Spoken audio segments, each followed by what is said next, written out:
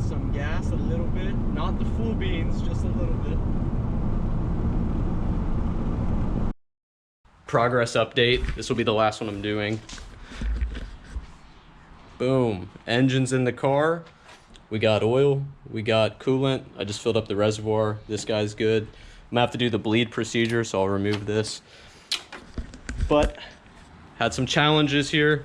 I just got the engine primed with oil, so it's basically ready to go.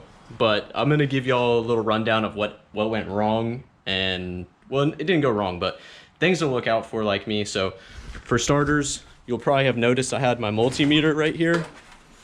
And that's because I was testing my battery, because when I was trying to prime the engine, for the Subaru engines, you have to crank it with the crank position sensor disconnected. I also disconnected my spark, my coil pack, and then I disconnected the fuel pump connector in the back, in the trunk of the car. That way we can crank it and we're not going to get the cylinders flooded with fuel and we're not getting spark. But when I was doing that, I had my spark plugs in, which creates a vacuum in your cylinders. So it takes a little bit more force to get it to turn over and get oil through the system. And when I was cranking it, my battery started to die because my battery's been sitting out of the car for a while. So I had to go and get a charger, charge up my battery overnight. That fixed that. The other thing that I did wrong, I don't know if it's wrong, but I had my oil filter on and I pre-filled it with oil like I typically do with the oil change. And apparently there becomes an air like bubble, well obviously, but between the fuel filter and the fuel, or the oil filter and the oil pump, you have this air that you have to push through the system, and you have to get this oil to push the air through before you could get oil to come through. So it wasn't working. I did my battery, I pulled my spark plugs, and I pulled my oil filter. Then after I did that, with all the things disconnected still, cranked it over 2 times for 15 seconds, and I waited about 10 or like 20 seconds between cranks, and started leaking oil out the oil filter where that would go. So great sign that oil was coming through the whole system.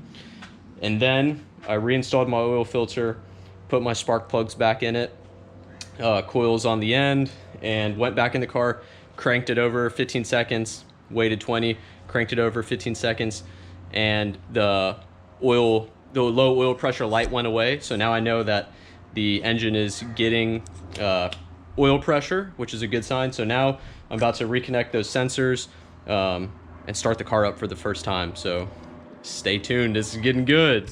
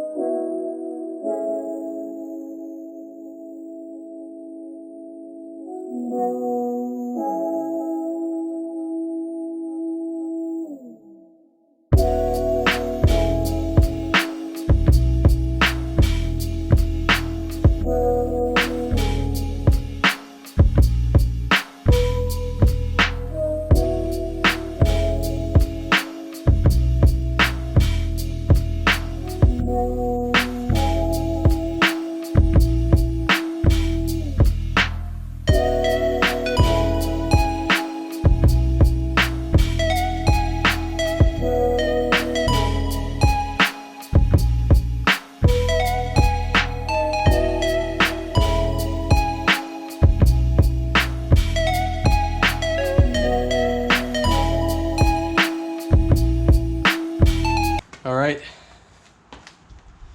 time to start her up.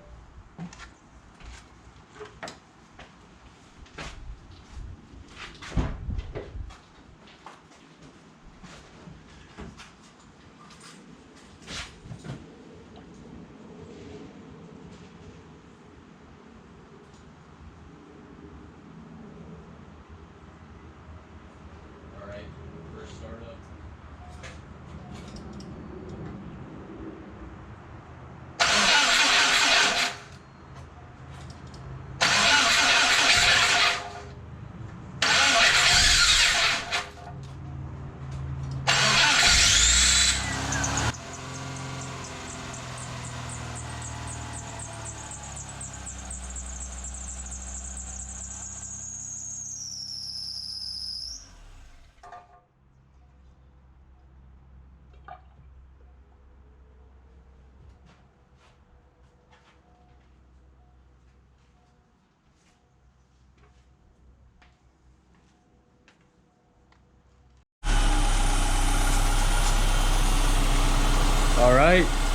I just had to adjust my alternator, but we're running now.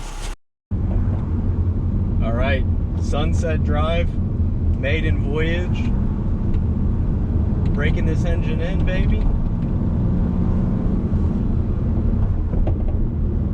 Some of the rules here are we're not going to go past 4,000 RPMs. We're going to try not to stay at one rev range for too long.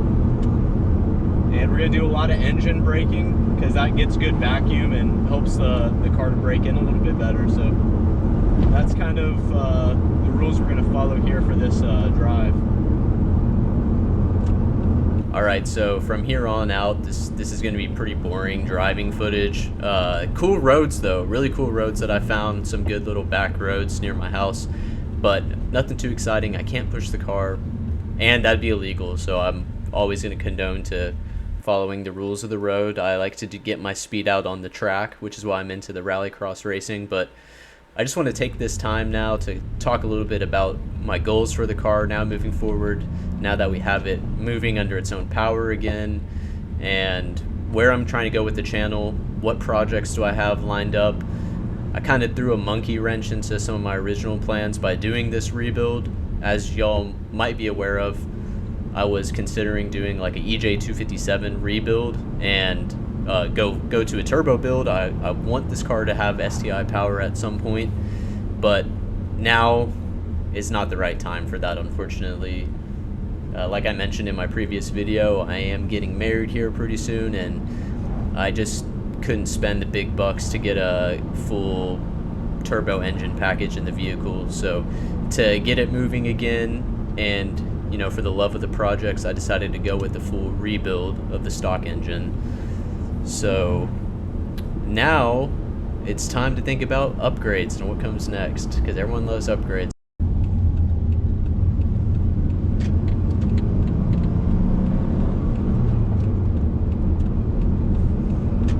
This engine feels so much better than what we had before. Getting a little lag though on the throttle when I'm letting off.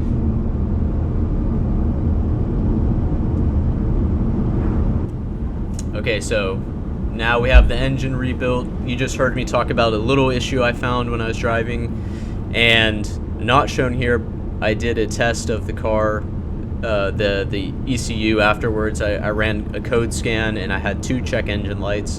One is for my NOx sensor getting a high voltage input, and the second one was for my heated oxygen sensor. The heating element was getting a low voltage.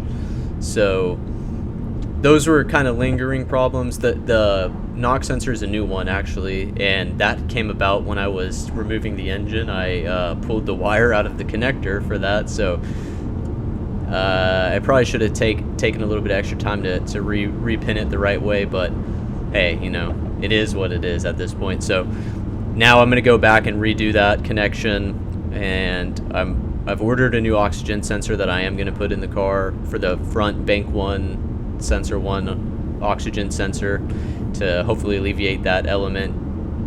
And then I need to figure out my throttle lag that I was mentioning. It seems that the throttle cable, and I kind of noticed this when I was doing the events, they always test the throttle response when you're sitting at the technical inspection, and they pull the wire, and it, you know, the engine moves obviously, and then whenever they would do that, I noticed that the RPMs never really fully came back down. So I think there might be an issue with like how I have the lines tensioned. So I'm gonna go and figure out how to adjust those. I think it's pretty simple. You just take I think it's a 12mm wrench, and you can, you know, spin the lock nuts around, and then add tension as you need or remove tension. So I'm gonna play around with that and try to get that throttle issue figured out. And yeah, I'll rewire the NOx sensor that I messed up, and then I also have a radiator leak. So right at the top, I'm using the stock OEM radiator, and it's an aluminum core, but the top and the bottom have these plastic bits, and I noticed that it's leaking from there. So right where the plastic meets the aluminum part. It fails pretty commonly in these cars, so I'm looking to go to a full aluminum radiator. Alright, so right here I'm doing a couple little vacuum pulls, as I like to call it, where I'd slow down, get the RPMs up from, 1,000 to 4,000, let off again. But I'm shifting gears right here. This is a little fun part of the road, so getting to enjoy the car a little bit without going crazy. So yeah, I'm gonna go get a new radiator. I'll be dropping a video on that, and then that should take care of all of the reliability issues with the vehicle. I think there's still, you might notice there's a couple little quirks with the transmission that I might need to look into as well, but as far as the engine goes, we're up and running. It's looking great. I'll take care of those codes and have it going really well. Now, let's talk a little bit about rally specific upgrades. We're gonna do the cooling upgrade to an aluminum radiator, make sure we get proper cooling in the car and avoid potential failures down the line. But I also need to get a skid plate. I'm really sick and tired of having to clean mud from underneath this car, and if you haven't seen it, you should definitely go check it out. I have a whole video on how I clean my car after races, and it's a pretty detailed process. Unfortunately, I'm an apartment renter, so I have to take advantage of the self car wash stations and bring all my jack stands and stuff. It's a pretty funny process, but I have a full video on that, so you could learn some tips and tricks, I guess, on how to wash your cars when they get extremely dirty from rally racing. Shameless plug, sorry. But yeah, I want to do a full skid plate. Originally I thought I would just do one to cover the oil pan, but now I'm thinking I want to just go from the front to the back of the vehicle and have a skid plate that just covers everything like a real proper rally car does. So that's in the pipeline. I want to run that project. I think the STI engine is now off the table. I kind of mentioned that a little bit, but I still think I want to break it open because it's an engine that apparently has a spun bearing, so it would just be a fun learning process to look at it and inspect it for what damage you get when you spin a bearing. And so that could be a good video. Let me know what y'all think about that. It might be a little bit more on the nerdy side, but I'm an engineer, so it is how it is.